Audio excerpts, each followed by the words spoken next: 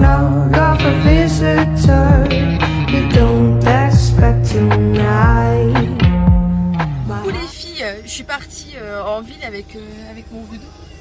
Dis bonjour.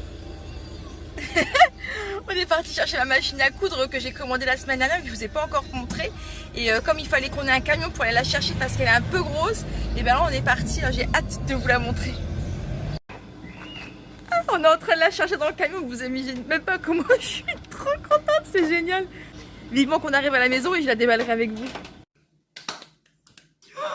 Ça y est les filles, elle est là, on est à la maison, on a eu un peu de mal à la décharger du camion, je vous cache pas. Hein. Elle est énorme, c'est un truc de fou, c'est un monstre. Bon alors, je vous cache pas par contre, voilà, c'est quand même vachement moins féerique que quand on achète une machine à coudre et ça peu importe le prix, peu importe la marque, voilà.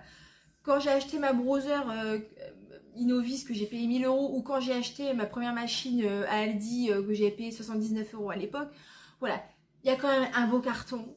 Il y a des jolis accessoires, voilà, des petites boîtes ou tout, des petits tournevis, des petits découvis, des petits trucs, des petites cartes, des machins, voilà.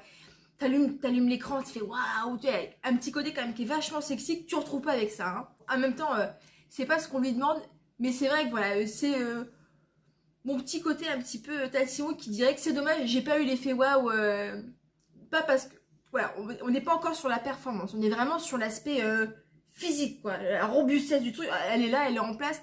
Par contre, c'est sûr que voilà, niveau accessoires, alors je sais pas si c'est lié au vendeur à qui je l'ai acheté ou si c'est en général c'est comme ça que ça se passe.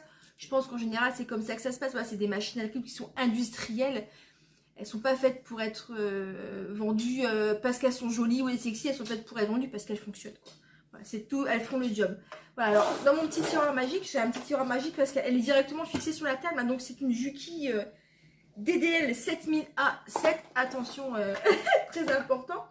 Elle est livrée avec le petit truc pour pouvoir... une genouillère pour pouvoir couper le fil avec le genou. Si j'ai bien compris, parce que je ne sais pas le faire fonctionner. Hein. Je juste de la... Je l'ai même pas encore fait, les gars. Il y a encore l'étiquette. Avec son bidon huile, parce que c'est une machine à bain d'huile. Et avec une clé. Voilà. Une clé de 10, je dirais. C'est les seuls accessoires que j'ai. Voilà. Je vais la déballer avec vous tout de suite. Oh, c'est trop bien! Je suis trop excitée, c'est un cadeau que je me suis fait, je suis trop contente. Je vais essayer de me rappeler de ce que le technicien m'a dit. Alors, je vais d'abord commencer par mettre l'huile.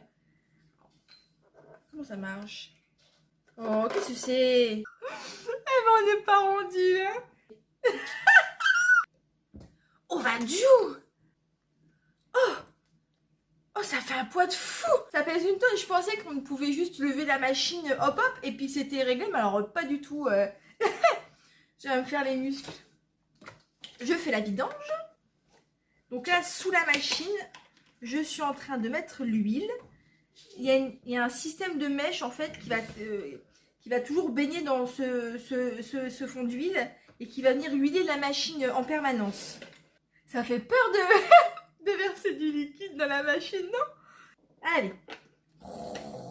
On va remettre la machine en place. Oh, le mec, il le faisait avec une facilité. Ah, ça... Oh. On l'allume. Est-ce qu'il y a du fil dans la canette? Moi, ça, on ne sait pas. Il n'y a rien de facile. Hein. Je vous dis, c'est robuste, mais c'est rustique. Hein. Ah, moi, pas mal. La canette est pleine. Et en plus, bah oui, c'est quand on avait fait les essais. Parfait. Nous allons procéder à l'enfilage.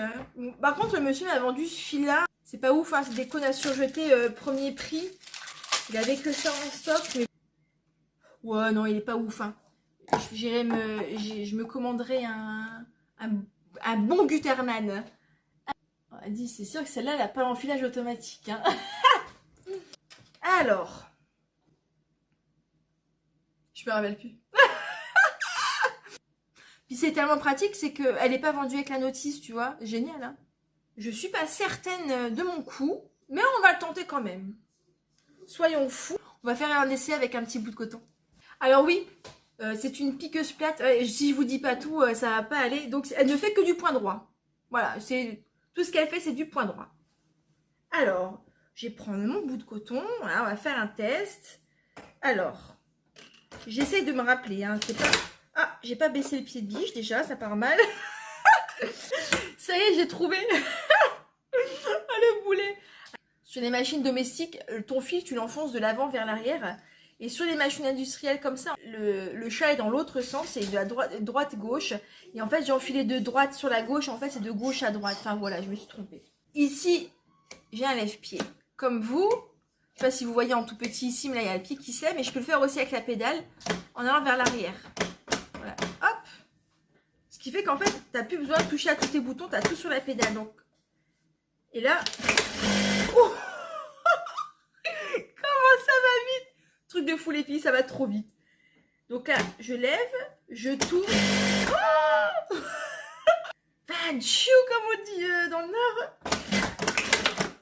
Et quand tu talonnes fort, quand tu appuies fort vers l'arrière sur la pédale, en fait, ça te fait tes 3 points d'arrêt et ça coupe le fil.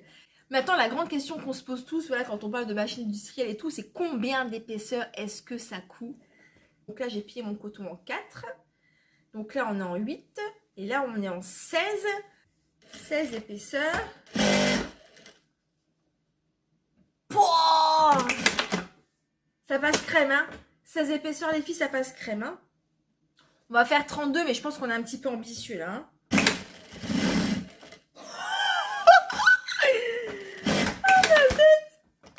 Truc de fou. On a...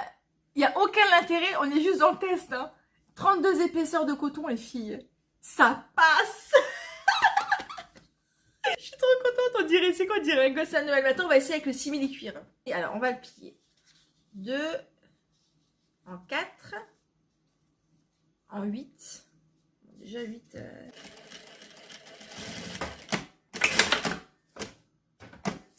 8 épaisseurs de simili, les filles, ça passe. Je sais pas, est-ce qu'on tente le 16? Le 16, ça me paraît beaucoup, on va en tenter 10. 10, je pense que là...